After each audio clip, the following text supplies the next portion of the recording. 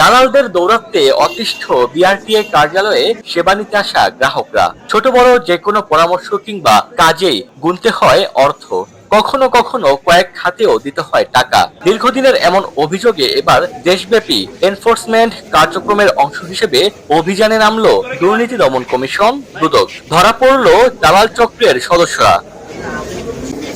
বুধবার দুপুরে রাজবাড়ী বিআরটিএ কার্যালয়ে ছদ্মবেশে যান দুদক কর্মকর্তারা। সেবা নিতে চাইলে অর্থ চাওয়া হয়। একে একে এমন 4 ব্যক্তিকে খুঁজে পান তারা। আকস্মিক অভিযানে দুদকের পরিচয় পেয়ে আঁতকে ওঠে সবাই।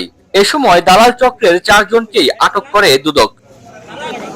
দুদক কর্মকর্তারা জানান, ড্রাইভিং লাইসেন্স ও ফিটনেস সার্টিফিকেট প্রদানে ঘুষ লেনদেন সহ বিভিন্ন অনিয়মের অভিযোগ পান তারা। এ সময় হাতে নাতে আটক করা হয় 4 দালালকে। তাদের কাছ থেকে উদ্ধার করা হয় ৬৯,৪২০ টাকা। ডেস্ক রিপোর্ট, দৈনিক ডেস্টিনি।